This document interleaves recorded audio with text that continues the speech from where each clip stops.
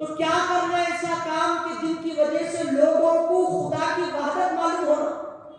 جب انسان دیکھ رہا ہے کہ جانماز ہے تو جانماز بنانے والا ہے، انسان دیکھ رہا ہے کہ کپڑے ہیں تو کپڑے اپنے وجود میں ہے تو لہذا یہ کپڑوں کا بنانے والا ہوگا۔ انسان کسی نہ کسی شے کو دیکھ کر یہ پتا کر رہا ہے کہ اس کا بنانے والا موجود ہے۔ ہر بننے والی چیز کو دیکھ کر یہ مخلوق بنانے والی چیز کا پتا کرتی ہے، لہذا اللہ بندوں سے یہ چاہا کہ بندے بن رہے ہیں، بندے پیدا ہو رہے ہیں، یہ آسمان ہے، یہ زمین ہے، یہ شجر ہے، یہ حجر ہے، یہ تمام قدرت کا کارخانہ ہے، تو لہذا اس کا بنانے والا بھی تو کوئی ہوگا۔ تو کون ہے؟ وہ خدا ہے۔ یہ خدا کی معرفت کیسے حاصل ہونا، یہ خدا تک پتا کیسے لگنا؟ تو اللہ نبیوں کو بھیجا، اللہ رسولوں کو بھیجا، یہ بھیج کر لوگوں میں جو ہے دین حق کی ترویج فرمائی، لوگوں کو مذہب کی طرف اللہ رب العزت بلایا، لوگوں کو صحیح دین کی طرف اللہ رب العزت مائل کیا۔ اب سارے لوگ حضرت آدم سے لے کر حضرت عیسیٰ تک پھر حضور تک جتنے لوگوں نے نبیوں کا زمانہ دیکھا، جتنے لوگوں نے رسولوں کا زمانہ دیکھا اور ان کی نصیحتوں کو سنا، تو وہ سارے کے سارے لوگ ایمان لا لیے۔ آپ کو بھی پتا ہے، سب کو پتا ہے کہ دیکھیں نصیحت سنے ایمان لے، اور ہر نبی کے جانے کے بعد کوئی نہ کوئی نبی آتا تھا، ہر رسول کے جانے کے بعد کوئی نہ کوئی رسول آتا تھا، لیکن مصطفیٰ کی جب آمد ہوئی مکے کی دھرتی پر، مصطفیٰ سے اللہ رب العزت نے کہا کہ اے مصطفیٰ، آپ یہاں سے جب چلے جائیں گے، ہر نبی کے دنیا میں آ کر چلے جانے کے بعد دوسرا نبی آتا ہے، دوسرا رسول آتا ہے، اس کی کتاب اٹھا لی جاتی ہے، لیکن آپ جب چلے جائیں گے تو آپ کے بعد کوئی نبی نہیں آئے گا، آپ کے بعد کوئی رسول دنیا پر آئے گا نہیں، نبوت آپ پر ختم ہو جائے گی، رسالت آپ پر ختم ہو جائے گی۔ اگر کسی کی کتاب پر عمل چلے گا تو قرآن پر چلے گا، اگر کسی دین کو فالو کیا جائے گا تو مصطفیٰ آپ کے دین کو فالو کیا جائے گا۔ کسی نبی کی سنت زندہ ہوگی یا عمل ہوگا تو مصطفیٰ آپ کی سنت پر عمل ہوگا۔ اب یہ بات سن لینے کے بعد حضور کیا کر دیے؟ 3 لیول کے خاموش میں بڑھے، حضور نادم ہو گئے، حضور پر پشیمانی طاری ہو گئی، حضور افسردہ ہو گئے، سوچنے لگے۔ اب اللہ جب جبرائیل کو یہ پیغام لا کے جب سنایا مصطفیٰ کو، جبرائیل کو بھیج کر آسمانوں سے، اب اللہ رب العزت نے دیکھا کہ جبرائیل کے چہرے پر مایوسی طاری ہو گئی، تو اللہ نے کہا کہ اے حبیب، ہم دیکھ رہے ہیں کہ آپ پریشان ہو رہے ہیں، یہ بات سن کر کہ آپ پر نبوت ختم، آپ پہ رسالت ختم، صبح قیامت پر دین محمدی چلے گا، سارے لوگ آپ کی پیروی کریں گے، آپ کیوں مایوس ہو رہے ہیں؟ تو مصطفیٰ ایک بات بولے کہ اے اللہ، میں نے حضرت آدم سے لے کے عیسیٰ تک دیکھا ہے مولا کہ ہر نبی کے جانے کے بعد اس کے دین میں بگاڑ پیدا ہو جاتا ہے، ہر رسول کے جانے کے بعد اس کی کتابوں میں تبدیلیاں آ جاتی ہیں، لوگ پیسوں سے مولویوں کو خریدتے ہیں، کتابوں میں من چاہی آیتیں بدل دیتے ہیں۔ اے اللہ، وہ نبی چلا گیا، وہ رسول چلا گیا تو دین میں بگاڑ آ جاتا ہے، دین میں کمی آ جاتی ہے۔ اے اللہ، وہ دین اٹھا لیا جاتا ہے، وہ کتاب اٹھا لی جاتی ہے۔ اے اللہ، جب میں چلا جاؤں گا تو میرا دین بھی اٹھا لیا جائے گا۔ اے اللہ، میرے صحابہ جیسا میری کتاب پر عمل کر رہے تھے، جب آنے والا زمانہ ہمارا آئے گا غلاموں کا، تو مصطفیٰ کہنے لگے کہ اگر آیتیں بدل جائے گی تو میری آنے والی قوم کیسے تلاوت کرے گی؟ اگر سود حرام ہے، اگر قوم حلال کر دے گی تو میری قوم کیسے بچے گی؟ جھوٹ حرام ہے، میری قوم اس کو حلال جانے گی تو پھر گمراہ ہو جائے گی۔ اے اللہ، میں سب کچھ تو دیکھ سکتا ہوں، لیکن میری ساری قوم کو، میری امت کو مجھ سے دور ہوتا ہوا نہیں دیکھ سکتا۔ مصطفیٰ پریشان ہو گئے، افسردہ ہو گئے. اب اللہ رب العزت کیا بولا کہ اے حبیب آپ کی پشیمانی ہم دیکھ رہے ہیں، آپ کا افسردہ ہونا ہم دیکھ رہے ہیں. اے حبیب ہم خدا ہیں، ہم سب کچھ تو دیکھ سکتے ہیں لیکن آپ کو پریشان ہوتا ہوا نہیں دیکھ سکتے، آپ کو افسردہ ہوتا ہوا نہیں دیکھ سکتے. اب کرنا تو کرنا کیا تھا، کیا کرنا؟ تو اللہ رب العزت بول تو دیا نبیوں کو نہیں بھیجوں گا، رسولوں کو نہیں بھیجوں گا. اب اللہ اپنی نوز باللہ بات سے کیسا کرتا؟ فرمان تو لکھ دیا گیا، آرڈر بھجوا دیا گیا، حکم نافذ کر دیا گیا. اب اللہ رب العزت ارشاد فرمایا اے مصطفیٰ آپ پریشان مت ہوئیے، ہم آپ کی امت میں کسی نبی تو آئے گا نہیں، کوئی رسول تو آئے گا نہیں، لیکن آپ کی امت میں ایسے ولیوں کو بھیجیں گے، ایسے نیک بندوں کو بھیجیں گے جس میں عالم بھی ہوگا، جس میں حافظ بھی ہوگا، جس میں اللہ کا متقی بھی ہوگا، پرہیزگار بھی ہوگا، عابد بھی ہوگا، زاہد بھی ہوگا، کوئی مجدد ہوگا، کوئی مفسر ہوگا، کوئی محدث ہوگا، اللہ کے اولیاء ہوں گے. یہ آئیں گے اور آپ کے دل کی حفاظت کریں گے. تو اللہ رب العزت مصطفیٰ سے وعدہ لیا تھا کہ ایسے ایسے تمہاری امت میں نیک بندوں کو بھیجوں گا کہ وہ آئیں گے اور آپ کے دین کی حفاظت کریں گے. خدا کی قسم میرے عزیزان گرامی 1450 سال بلکہ 1500 سال ہو گئے قرآن کی آیت بدلنا دور کی بات، قرآن کا حرف بدلنا دور کی بات، یہ اولیاء کا وسیلہ رہا کہ قرآن کا حرف بھی بدلا دے گئے. تو یہی وجہ تھی سارے قدرت کے کارخانے کو وہ اللہ رب العزت رچایا اس نے. تو دین کی حفاظت کیسے کی جائے؟ تو اللہ کو اولیاء میں سے غریب نواز پہ یہ بات لانے کے لیے اپنا پورا سینیریو آپ کو کھینچ کے لانا پڑا، یہ پوری باتیں آپ کو اطلاع سے بتانا پڑا. غریب نواز آئے تو کہیں کو آئے ہندوستان میں، اللہ والے کہیں کو آئے ہندوستان میں بھیجے گئے، تو آپ کو بتانا پڑا یہ مقصد تھا اولیاء اللہ کو پیدا کرنے کا، یہ مقصد تھا اللہ والوں کو دنیا میں بھیجنے کا. یزید سمجھا کہ اگر امام حسین کو قتل کر دوں گا تو حکومت میری چلے گی، حکومت میری چلے گی، بادشاہت میری چلے گی. حسین چلے جائیں گے تو کربلا پر حسین کو مار کر اپنی خلافت کو اونچا کرنا چاہا، اپنی بادشاہت کو بڑھانا چاہا. لیکن وہ بغداد کو کیا معلوم تھا کہ حضرت امام حسین کی اولاد سے اللہ غریب نواز کو پیدا کرے. یہ وہ غریب نواز تھے جس اسلام کو ختم کرنے کے لیے، جس نانا کے دین کو مٹانے کے لیے اس نے ایک حسین کا قتل کر دیا. اللہ ویسے ہزاروں حسین کو ان کے بچوں کی شکل میں دنیا میں پیدا کیا. ایک تنے تنہا امام حسین کے بیٹے جن کا نام معین الدین، جن کا نام خواجہ غریب نواز، جب بھی ہندوستان کو آتے ہیں تو لوگوں پر نظر ڈالتے ہیں، آتے ہیں تو کلمہ تلوار کے زور پر نہیں پڑھاتے، آتے ہیں تو کلمہ لوگوں کو ڈرا کر دھمکا کر نہیں پڑھاتے ہیں. ہندوستان کو آ کر مسلمان بناتے تو ہیں لیکن کس لیے بناتے ہیں، کس طرح بناتے ہیں؟ تو تیر تلوار بھانے کی زور میں نہیں بناتے، مصطفیٰ کے اخلاق سے کلمہ پڑھاتے ہیں، مصطفیٰ کے آداب سے کلمہ پڑھاتے ہیں اور امام حسین کے کردار سے کلمہ پڑھاتے ہیں. یہ حضرت غریب نواز رضی اللہ عنہ کا مقام اور کا مرتبہ ہے.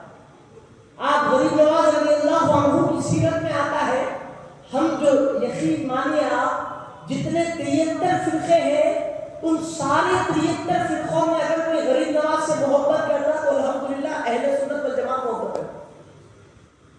میری فطرت، آپ کی فطرت، جتنے لوگ چاہے ہندو ہو، مسلمان ہو، سکھ ہو، عیسائی، جتنے بھی لوگ کوئی احسان کرا تو اس کا احسان رکھتے نہیں رکھتے.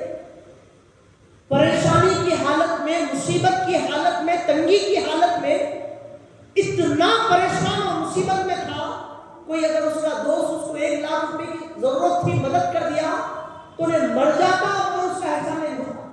خبر میں بھی گیا تو اس کو یاد کرتا، حشر میں بھی اس کو یاد کرتا. ہر وقت میں پریشان تھا، ایک وقت میں 500 کی ضرورت تھی، میری مدد کرا رہے ہوئے بول کے ہر جگہ اٹھتے بیٹھتے اس کو یاد کرتا. تو احسان فراموشی نہیں کرتا کوئی، اور احسان فراموشی کرنے والے کے لیے کچھ بھی نہیں ہے اسلام میں، کوئی نعمت نہیں ہے اللہ کی اس کے پاس. تو عزیزان محترم، ایک انسان خالی چند پیسوں کی کوئی مدد کرے تو احسان مند ہو جاتا ہے زندگی بھر. غریب نواز کو ہمارے ایمان کا احسان کرے. ہمارے باوا دادا جو سید نہیں ہے ان کے بارے میں بات کرو، جو محمد ہے، جو شیخ ہے، جو پٹھان ہے، کوئی بھی ہو، سادات کے علاوہ ہم سادات نہیں ہیں. سادات کے علاوہ جتنے بھی لوگ ہیں جو آج اپنی زبان سے لا الہ الا اللہ محمد رسول اللہ کے ترانے گا رہے ہیں، خدا کی قسم یہ ہندوستان میں غریب نواز کا صدقہ ہے. یہ غریب نواز کا صدقہ ہے. ہمارے باپ، ہندوستان کا نام پہلے ہندوستان نہیں تھا، کتابوں میں کفرستان تھا. کفرستان نام تھا. سارے ہندوستان میں کفر کا شور پھیلا ہوا تھا. زنا عام تھا، قتل عام تھا، سود عام تھا، رشوت عام تھی، لوگوں میں برائی عام تھی. کوئی ماں کا، بہن کا، بیوی کی کوئی ریسپیکٹ نہیں، کوئی بہن بیٹیوں کی عزت نہیں. تمام گناہوں کو ہر طرف سے عام کیا جا رہا تھا. ایسے ماحول میں، ایسی گندگی میں، ایسے کفر میں اللہ رب العزت غریب نواز کو دے. آج خدا کی قسم جتنے لوگ غیر سادات ہیں، اگر وہ کلمہ پڑھ رہے ہیں تو غریب نواز کا احسان ہے. دنیا میں 500 روپے دینے والے کا احسان زندگی پر نہیں بھولتا. انہیں تو جو ہے غریب نواز ایمان کا احسان کر دیے ہمارے اوپر. اگر مسلمان کتنا بھی گناہگار کیوں نہ ہو، اگر اسلام پہ اس کی موت آ جائے تو گناہوں کا بدلہ تو لے لیتا، خبر میں بھی لیتا، دوزخ میں بھی لیتا، لیکن وہ اسلام پہ مرا بول کے جنت میں جاتا. تو غریب نواز جنت دلے ہمارے کو آ کے ان کو کہتا کیسا بھولنا میرے بھائی. اچھا ان کو بھولنے کو اللہ ہمارے کو چھوڑتا، کیسا چھوڑتا اللہ اگر ان کو ہم بھولے. یہ غریب نواز سرکار کا مقام کا مرتبہ ہے. اگر ہندوستان میں رہنے والا غریب نواز سرکار کو یاد نہیں کرانا تو خدا کی قسم وہ اللہ کا بھی ناشکر ہے. حضرت غریب نواز کون ہے؟ اچھا یہاں بیٹھ کے اللہ کی تعریف کرنا، ان کی تعریف کہیں کو کرنے بولے تو حدیث شریف کو حضور پاک علیہ السلام فرمائے کہ اللہ اللہ کرنا اب تک سب جنے یہ سنا کے بٹھا دیے تھے کہ اللہ کو یاد کرنا، اللہ کو یاد کرنا، اللہ چھے اللہ چھے اللہ چھے اللہ سنا دیے تھے. لیکن مصطفیٰ کیا بول رہے ہیں؟ خالی اللہ اللہ کرنا جو ہے عبادت نہیں ہے. مصطفیٰ بول رہے ہیں کہ ذکر الانبیاء من العبادہ. اگر کوئی مجلس میں نبیوں کو یاد کرتا ہے تو یاد نبیوں کو کر رہا ہے، عبادت خدا کی ہو رہی ہے. اگر کوئی نبی کو یاد کر رہا ہے تو ہم سمجھ رہے ہیں کہ نبی کو یاد کر رہے ہیں، عبادت خدا کی ہو رہی ہے. اس کے بعد یہاں پر نہیں بولے، حضور آگے بھی بول رہے ہیں وَذِكْرُ الصَّالِحِينَ كَفَّارَةٌ مِّنَ الذُّنُوبِ. اور جو اب تک نبیوں کی بات کرے، اب حضور بتا رہے ہیں اور جو نیک بندوں کا تذکرہ کرتا ہے اور جو اللہ کے ولیوں کو یاد کرتا ہے تو گناہوں کا کفارہ ہو رہا ہو. یعنی اللہ والوں کو یاد کرنا گناہوں کو مٹا لینا ہے. تو ہم یہاں بیٹھ کے خالی آپ سمجھ رہے کہ غریب نواز کا ذکر کر رہے ہیں، لیکن حضور بول رہے ہیں کہ تو غریب نواز کو یاد نہیں کر رہا تو اپنے گناہوں کی بخشش کرا رہا ہے. آج 1500 سال کے بعد جو ہے ہم یاد کر رہے ہیں، 1500 سال پہلے مصطفیٰ بول دیے. غریب نواز سرکار کون ہے؟ تو آپ کی روایتوں آپ کی شان میں آتا ہے کہ حضرت غریب نواز ابھی مرید نہیں ہوئے تھے. آپ کا مقام، مرتبہ، آپ کی کیفیت اتنی اعلیٰ ہے کہ ہم دیکھیں تو یہاں سے وہاں تک دیکھتے، وہ دیوار کے پیچھے کا آپ کو نہیں معلوم کیا ہے، یہاں دیکھو تو یہاں تک دکھتے، اس کے اوپر کا کیا ہوگا نہیں معلوم، ادھر دیکھیں تو خالی جانماز اتنی، اس کے پیچھے کا کیا ہوگا ہمارے کو نہیں معلوم.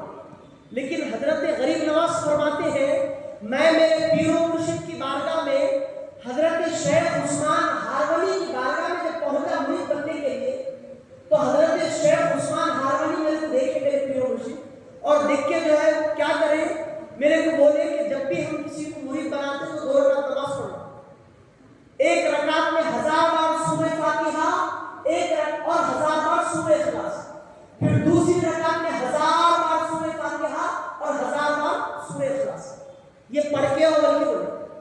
اب غریب نواز سرکار 2 رکعت 1000 بار سورہ فاتحہ 1000 بار سورہ اخلاص پڑھ کے حضرت شیخ کی بارگاہ میں پڑھ لیا، تو کھڑے ہو گئے، اپنا جو ہے امامہ شریف ان کو پہنا دیے اور پہنا کے بولے 1000 بار سورہ اخلاص پڑھو۔ غریب نواز سرکار 1000 بار سورہ اخلاص پڑھے، پڑھنے کے بعد پھر بولے کہ ابھی بنا تو بولے، لیکن اور ایک کنڈیشن کیا ہے کہ ایک دن مجاہدہ کرنا پڑا، پوری رات پورا دن مجاہدہ کرنا، کچھ کھانا پینا نہیں۔ شیخ غریب نواز پورا ایک دن مجاہدہ کرتی ہے، ایک دن گزر جانے کے بعد پھر حضرت کی بارگاہ میں گئے، آ کے بیٹھ کے بولے کہ اور ایک 1000 بار سورہ اخلاص پڑھو۔ قل هو الله احد الله الصمد لم یلد ولم یولد ولم یکن له کفوا احد، 1000 بار پڑھو۔ حضرت غریب نواز پڑھ لیے 1000 بار۔ اب اس کے بعد بولے کہ اوپر دیکھو، غریب نواز کا اوپر دیکھو، اب اوپر دیکھے تو میں دیکھ رہا ہوں، آپ دیکھ رہے، چھت دکھ رہی، لیکن قربان جاؤ حضرت غریب نواز کی کیفیت پر ہے زمین پر بیٹھے ہوئے، لیکن عثمان ہارونی نے کہا کہ اے معین الدین اوپر دیکھو، غریب نواز اوپر دیکھتے ہیں، شیخ کہتے ہیں کہ کیا نظر آ رہا ہے، تو حضرت معین الدین کہتے ہیں کہ پہلا آسمان بھی دکھ رہا ہے، دوسرا بھی دکھ رہا ہے، تیسرا بھی دکھ رہا ہے، چوتھا بھی دکھ رہا ہے، حتیٰ کہ 7 آسمان کے پردے کھل گئے، اللہ کا خواب دیکھ رہا ہوں، اللہ کا خواب نظر آ رہا ہے، اللہ کی بارگاہ میں پہنچ گیا ہوں۔ حضرت عثمان ہارونی خوش ہو گئے، مسکرانے لگے اور کہنے لگے کہ اے غریب نواز، اللہ کے قرب میں آ گئے ہو، اب زمین پر دیکھو۔ میں دیکھا، آپ دیکھے، زمین دکھتی، لیکن عثمان ہارونی کہتے ہیں کہ نیچے دیکھو، تو غریب نواز نیچے دیکھے تو پوچھے کیا دکھ رہا ہے، تو تحت الثری دکھ رہا ہے، زمین کے سارے مقامات نظر آ رہے ہیں۔ عثمان ہارونی خوش ہو گئے، اب بولے کہ آنکھیں بند کر دو، آنکھیں بند کرے، ایک تھوڑا لمحہ گزر گیا، اے معین الدین آنکھیں کھولو، تو آنکھیں کھولے اور بولے کہ اپنے دونوں انگلیوں کے درمیان میں دیکھو کیا نظر آ رہا ہے۔ میں دیکھا تو آپ یہی بولتے ہیں کہ یہاں سے وہی دکھ رہا میرے کو، لیکن حضرت معین الدین چشتی کی ذات پر قربان جاؤ، ان کی شان پر قربان جاؤ، بیٹھے پیر کی بارگاہ میں ہے اور پیر بول رہے کہ دونوں انگلیوں کے بیچ میں دیکھو کیا دکھ رہا ہے، تو حضرت معین الدین دونوں انگلیوں کے بیچ میں دیکھ رہے ہیں، لطف اٹھا رہے ہیں۔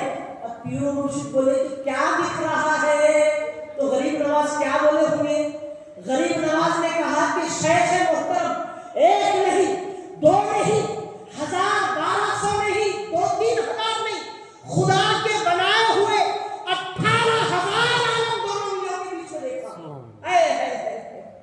18,000 عالموں میں کیا ہو رہا ہے، راج کرے، سارے عالم پر حکومت کرے، میرے سارے عالم پر حکومت میرے معین الدین چشتی۔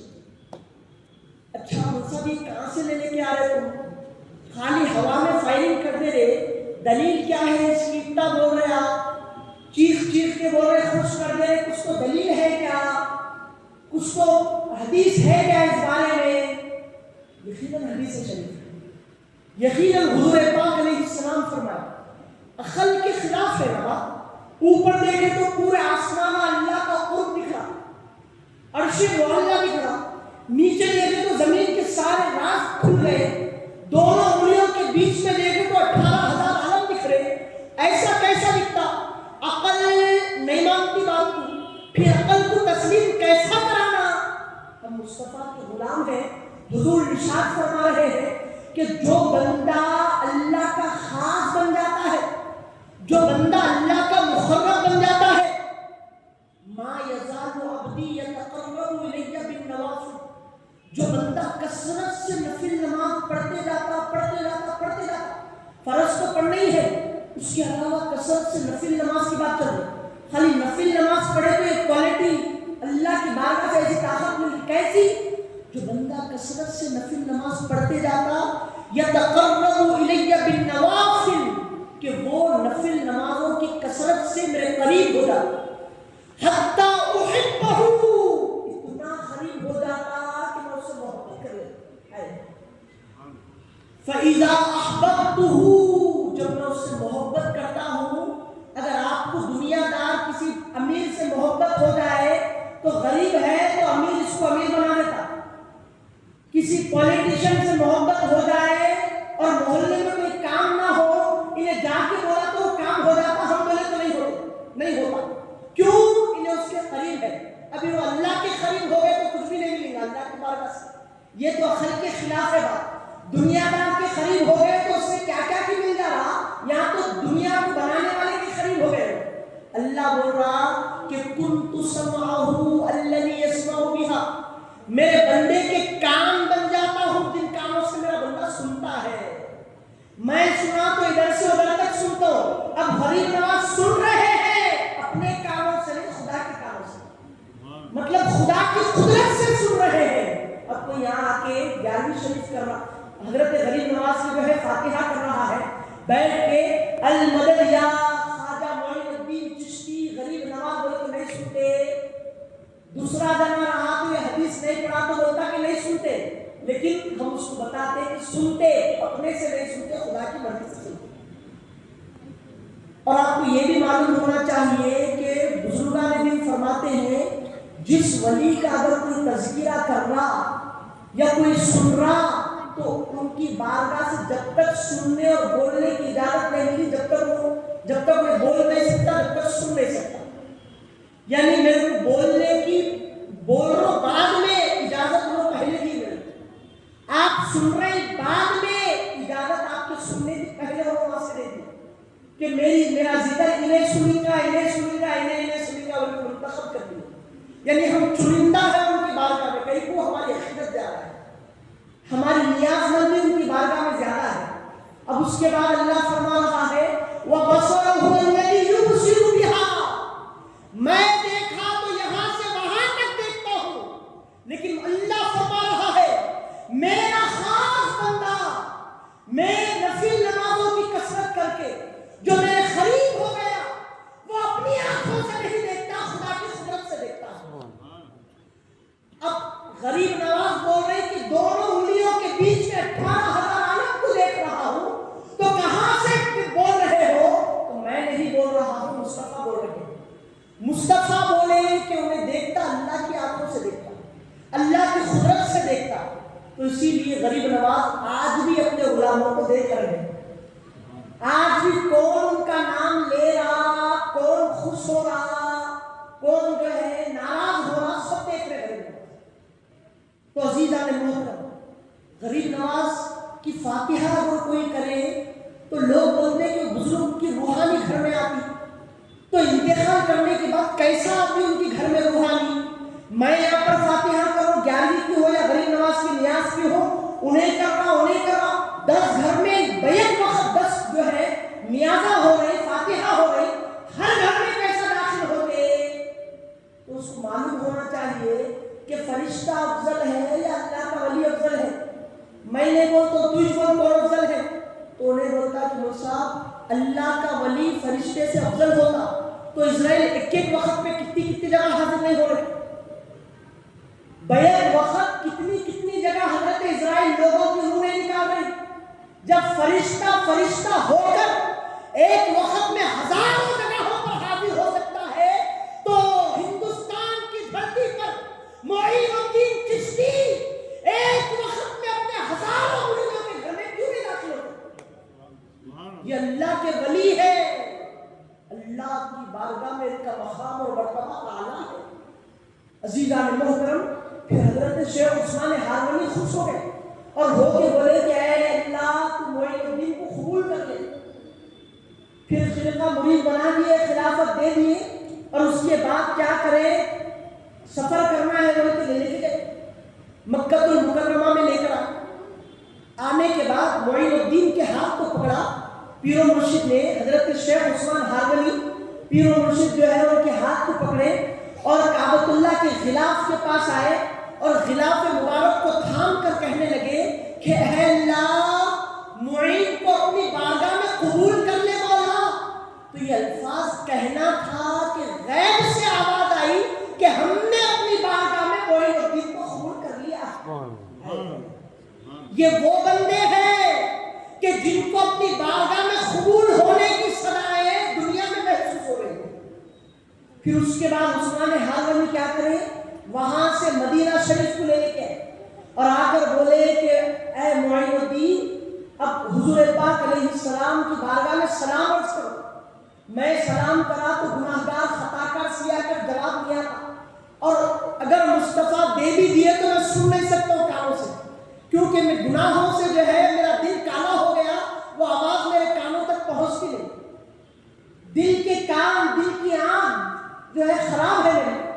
تو حضرت معین الدین چشتی کو جب بولے تو حضور پاک علیہ السلام کی بارگاہ میں سلام عرض کرے.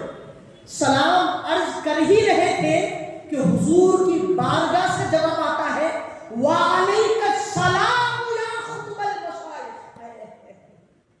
بارگاہ مصطفی سے لقب مل گیا معین الدین کو. اے تمام ولیوں کے قطب تم پر بھی سلامتی ہو. یہ ہمارے معین الدین چشتی کا مقام ہوتا.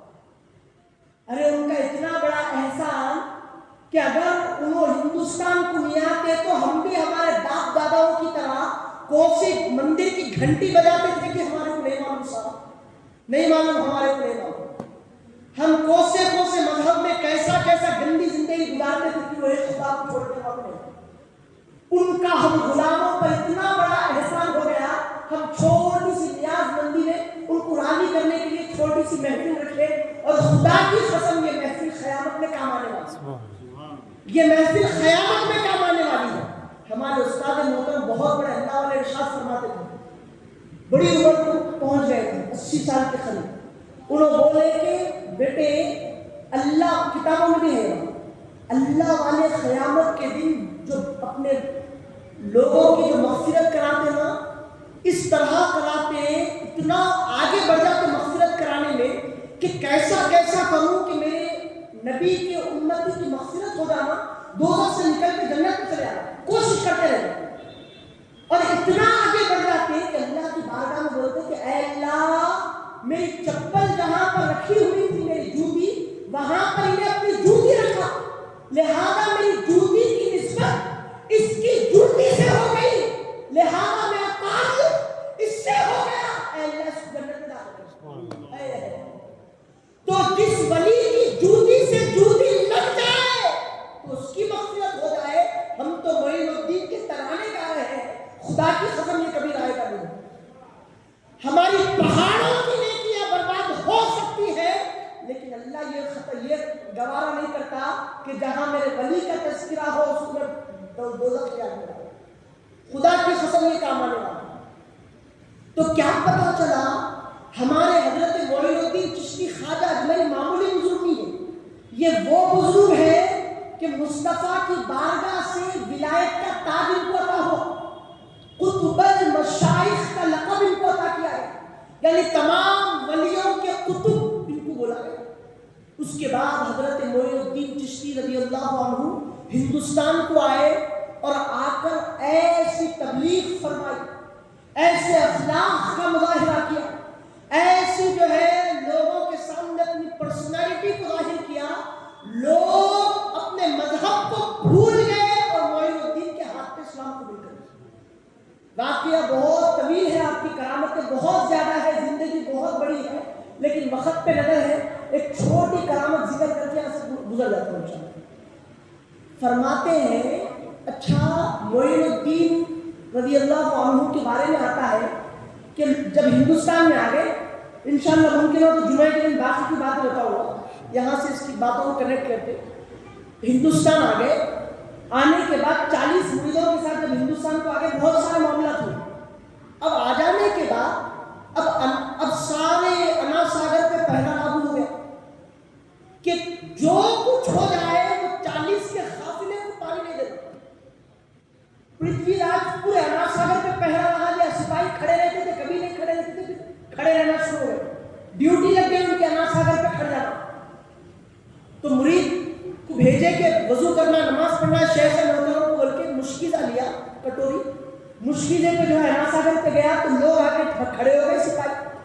کہنے لگے کہ نہیں پانی نہیں لینا، شیخ محترم کو وضو کرنا ہے، نماز پڑھنا ہے، لہذا تھوڑا سا پانی دے دو، کیوں روکتے ہو؟ اب تک تو نہیں روکا، نہیں ہمارے جو ہے راجا کا آرڈر ہے، حکم ہے کہ پانی نہیں دے، نہیں ملتا پانی کو۔ تو انہوں نے کہا مرید نے آپ کے لوگ جو ہے چرند پرند پر بھی پانی نہیں روکتے، تم جو ہے ہم کو پانی روک رہے ہو، لہذا دے دو پانی۔ نہیں، چرند پرند درند کو پانی دینا گوارا ہے، لیکن تم ان لوگوں سے بھی جو ہے بدتر ہو، ان کو پانی نہیں دیتے، یہ الفاظ تمہارے کو نہیں دیتے پانی۔ اب یہ بولنا تھا کہ وہ لوگ جو ہے مذاق اڑائے، وہ چلے گئے مرید، اور جا کر حضرت سے کہنے لگے کہ حضرت پانی تو نہیں دے رہے۔ تو حضرت قبلہ کیا بولے، حضرت معین الدین چشتی کہ جاؤ ان کو بولو کہ آج ایک مرتبہ پانی دے دے، اور اس کے بعد کبھی ہم پانی نہیں پوچھیں گے۔ کیوں؟ مرید کو بولے تھے کہ کتا پیا تو گوارا ہے، تم اس سے بدتر ہو، تم آپ کو پانی نہیں دیتے، ایسا بولے ہو۔